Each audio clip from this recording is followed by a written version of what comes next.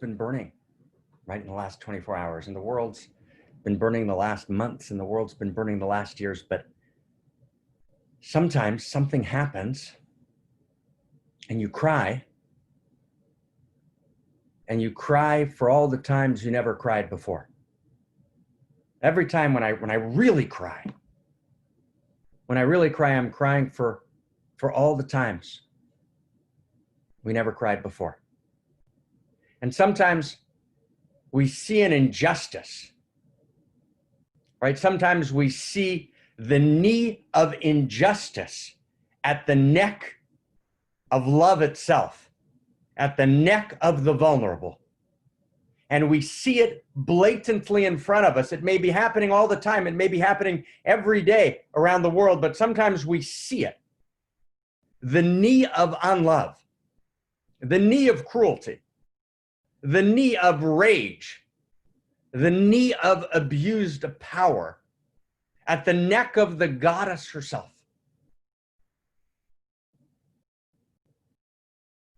And we scream.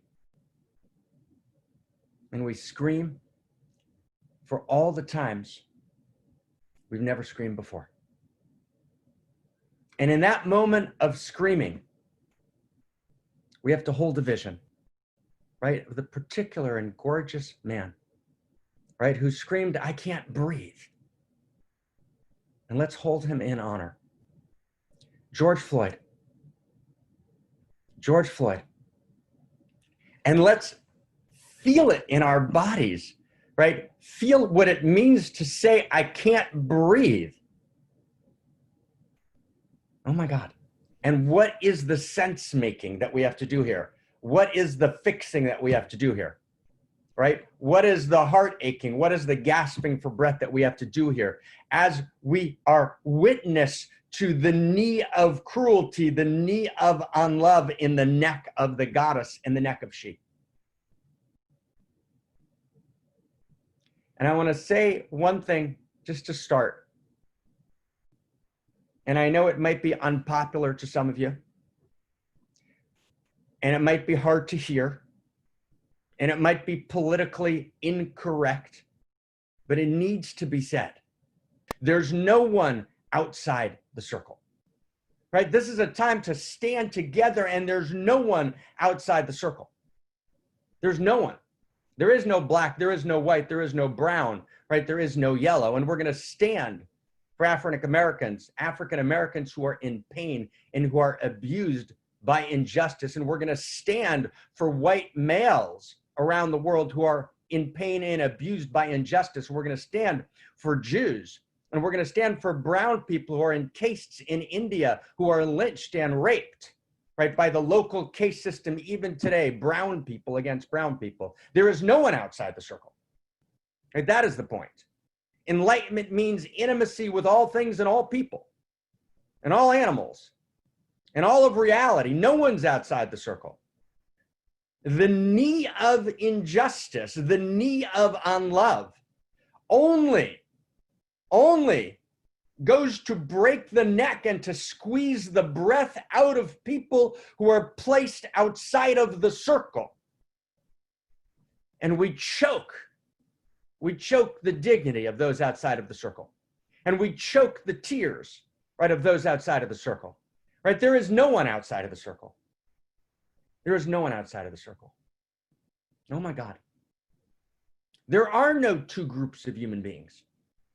There are no two groups of beings, but let's stay with human beings for a second now, right? There are no two groups of human beings. There's not the white and the black, the Jew and the not Jew, the Indian and the Pakistani, right? The Chinese, right, against Taiwan, or the interior horrors, meaning the opposite of love, meaning horrific, the horrors of China, right, in which groups of Chinese are against each other. There is no us and them.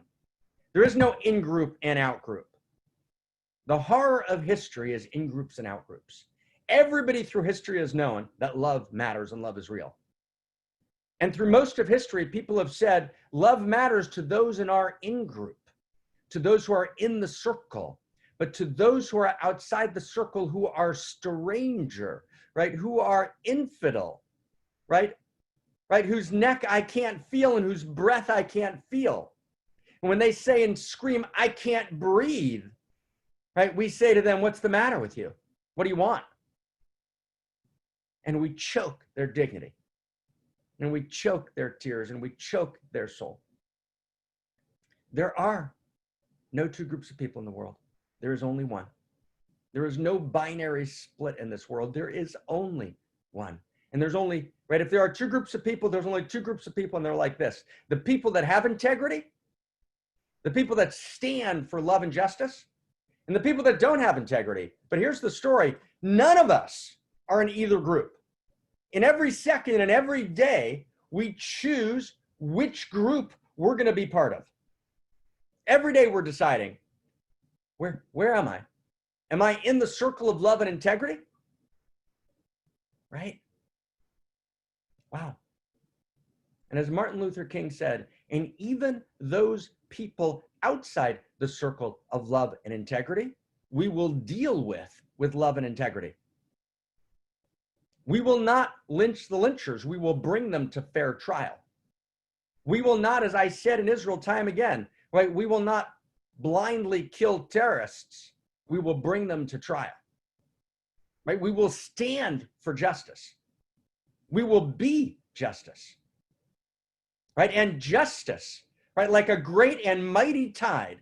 And there is no justice without love, and there is no love without justice. The two are inseparable. They are radically inter-included. There is no love without justice, and there is no justice without love. And this mighty tide of love and justice will sweep the land because we stand in integrity. And when we say we stand in integrity, I want to get this clear, right? That means something for all of us, and that's what we want to talk about today. We want to talk today not about this moment of psychopathy, right? Enough has been said about that, and more needs to be said, right? And the act of evil that we saw, because it was an act of evil. And it was actually a person who was in a car who was pulled out of a car, right? It wasn't in the heat of a scuffle. The person was deliberately pulled out of a car, and another person went into rage, and that rage overtook their humanity, right? In those 9 minutes, in those 9 very long minutes, and in the humanity of those who were watching and who stood by. Wow. But to pour scorn, right, to pour hatred into the obvious evil is not going to take us home. To hold to radical accountability. Justice is real. Yes, justice is real, and justice must be served. But to focus all of our energy on the demonization of an obvious act, of a moment of psychopathy, of sociopathy, of horror, is to mistake this moment. To mistake this moment, I want to ask you a hard question, if I can, with so much love. And I ask myself this question. We ask ourselves this question. Wow, when have we choked injustice? When have we choked the tears of those we've placed outside of the circle? Wow, that's a harder question. When have we failed to stand for love and justice as we've had to choose every single day, right? Where do we stand? That's our question. And this is not a church about making us feel bad. This is a church about feeling our glory and our beauty and our gorgeousness. And it's about confessing our greatness, because it's only our greatness, it's only our gorgeousness that calls us to our godness, that calls us to our accountability. Right? The question is, where in your life, and I want to just say this clearly, right? What is your, we're going to come back to this again and again today. I'm going to say it 10 times and you say it, and we'll say it to each other, and we'll sing it together, and we'll laugh it together. But the laughter of the gods that becomes tears and then, right, transcends again, right, into initiated action of transformation, right? And here's the sentence. Ready? If anyone wants to write it down, it'd be awesome, right? Right? And if you don't want to write it down, it's awesome too. But this is just so we can stay together. Okay. Here's the question today. Okay. Here's the question. Are we ready? Right? When and where, right? Where is your and mine, right? Where's your unique risk for justice and love? That's the question. You get the question? Where is your unique risk for justice and love? You get, that's the question. Where in my life do I have to stand? Right? So if I ask some abstract question about racism, but I actually have no way to impact that, so I'm just engaging in a white woke person exercise. The question's specific, it's clear. It is the unique self question. Who are you? Right? You're a unique self. It means you're part of the field. I'm part of the field. We're part of the field of love intelligence and love desire. But that's not a conjecture. That's for realsies. That's who we are. And who are you? You're an irreducibly unique expression of the love intelligence and love beauty and love desire. That is the initiating and animating energy of all that is, that lives in you, as you, and through you. And as such, you have a unique risk to take for justice and love. And as such, you have an irreducibly unique perspective and a unique quality of intimacy that fosters your ability to take your unique risk for justice and love in your unique circle and intimacy and influence, right? We all have our reasons for not doing it, don't we? Did you get that, friends? There's always a reason. You know, do you remember Pastor Martin Niemöller? Who remembers him? Pastor Martin Niemöller. He's writing in 1946 after the Holocaust, and he was a good friend of Dietrich Bonhoeffer. And Bonhoeffer writes Churchill, and he says there's Germans ready to rise up, and Churchill ignores him. He doesn't believe him. And Bonhoeffer is killed in the concentration camps. He's one of the great human beings, right, of World War II. Are you with me? Can you hear this? Okay. So his friend, Pastor Martin Niemöller, he didn't speak up. He didn't speak up for his friend Dietrich. He found a way not to. He found a way to somehow not be there. And he writes in 1946, he writes a confession, and I want to read it to you with your permission, okay? He writes, first they came for the communists, and I did not speak out because I was not a communist. Then they came for the socialists, and I didn't speak out because I wasn't a socialist. Then they came for the trade unionists, and I didn't speak out because I wasn't a trade unionist. And then they came for the Jews, and I didn't speak out because I was not a Jew. And then they came for me. And there was no one left to speak out for me. Right? First they came for my friend Jack, and then they came for Lily, and then they came for Mark, right? And then they came for Tom. Right? And each person, right? I couldn't quite be there. I couldn't quite go all the way. Right? Not because I was a bad person, because I had all sorts of calculations. Right? I didn't want to offend this friend. I didn't want to offend my wife. I didn't want to offend my brother. Right? I would have had to give up a couple of friends. I might have given up some income. I might have become unpopular in a room and not loved and not felt that same sense of belonging. And I wasn't willing to make the sacrifice because it wasn't me.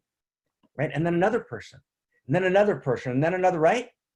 Until they came for me, and there was no one left to speak up for me. Right? Oh my God. Oh my God.